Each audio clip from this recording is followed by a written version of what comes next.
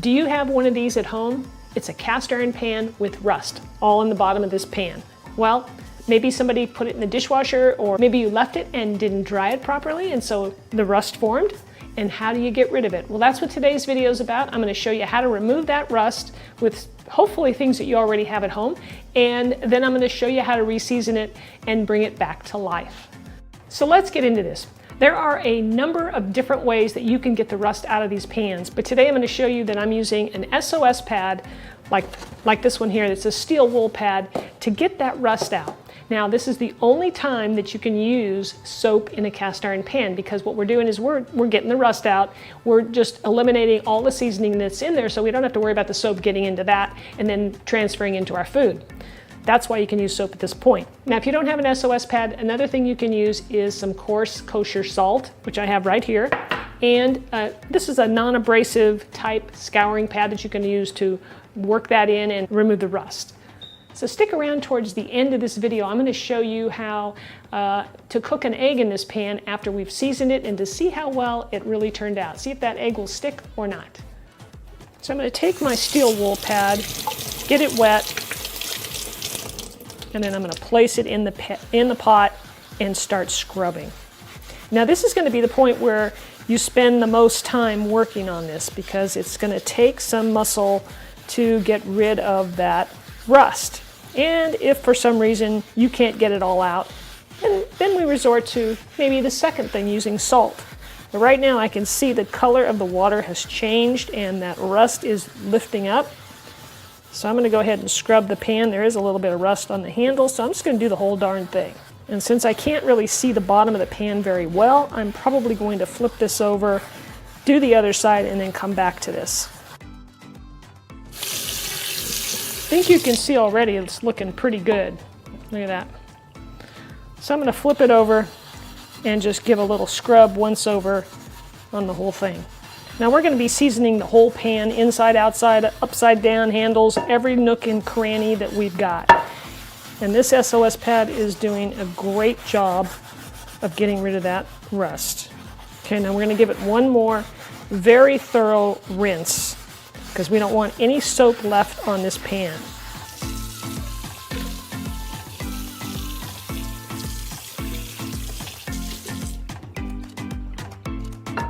I'm going to wipe the pan with some paper towels of any excess water, and then we're going to place it on the stove. Here's one thing you don't want to do ever, and that's with a cast iron pan. If it's hot off the stove, you never want to put cold water into a hot pan, because what will happen is it could crack your pan. So just keep that in mind. After letting the pan heat up for, say, maybe a minute or two, turn off the heat, and then we'll let it cool for just a second, and then we're going to apply some oil. Now we need to moisturize or oil our pan.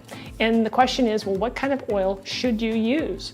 Well, there's all kinds of opinions out there. Some people swear by flaxseed oil, which that is fine. If you want to go to the store and buy that just for this, I don't have that personally, and I think any oil that you use pretty much will work. I like to use avocado oil because that's what I have. I use avocado oil, olive oil, and coconut oil. Probably coconut oil would work as well. But you can use canola oil, vegetable oils. Use whatever you have, just as long as you do it, and that will take care of your pan. So I will pour in a tablespoon or so, and you want to rub this oil all over the pan. It's a little bit warm yet, so I'm going to use a pot holder. And we want to get every nook and cranny here. The handle, the lip, the bottom, and in fact I'm going to put some more on the bottom. Really want to make sure that every inch of this pan is covered with oil. The handle and inside the little crevices there. Now you'll see I'm doing this in a sheet pan here just to keep the oil contained and not get all over my counter or my cutting board. All right, so really give it a good rub. Be generous, and then I have my oven preheated to 500 degrees. We're going to put this in there so that it can actually bake in and start creating our seasoning. Now you want to wipe out any excess oil at this point so that it's not, dripping all over the place. So really wipe it out, and we're going to place it in the oven upside down. That way, if there's any leftover oil, it's going to drip out. And we'll put a little sheet of foil in there to catch any drips. But there shouldn't be any because you're going to wipe it out really well.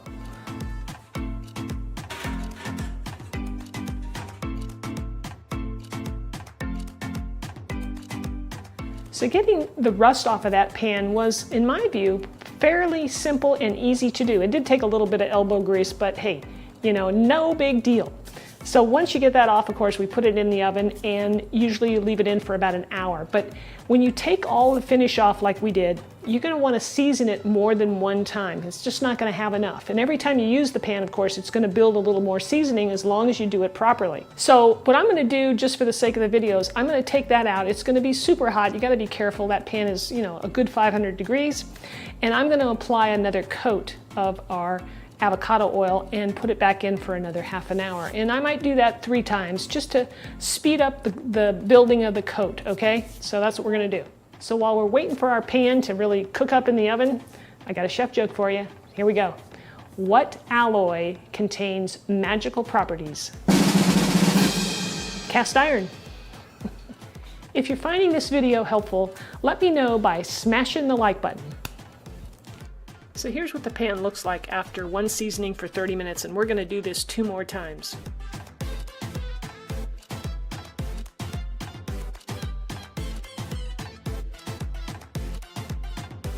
So here's the cast iron pan after 3 30-minute seasonings, which definitely isn't enough. You have to continue to use this in order to build a nice finish. So let's do our test and see where we're at. So we'll take our pan, put it over medium-high heat, add some avocado oil, and get it hot. So how do you know the oil's hot? Well, mine starts to smoke a bit. So once it's hot, we're going to drop an egg into this, one of the hardest things to cook, as they like to stick. Even though I hate to say it, it's sticking pretty good. Now really what this means is that the pan is not seasoned enough.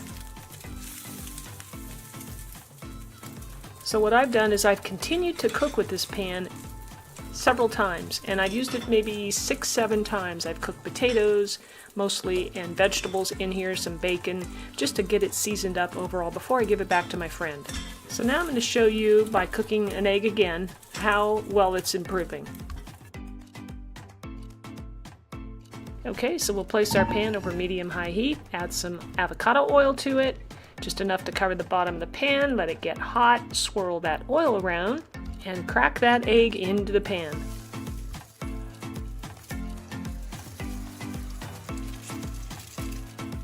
Fingers crossed, everybody.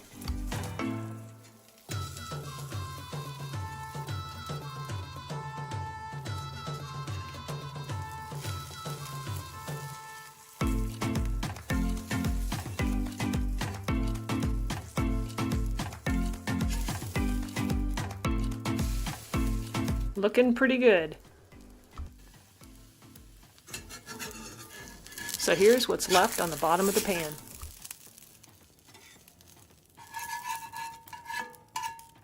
I think that's pretty darn good, and it's only going to get better.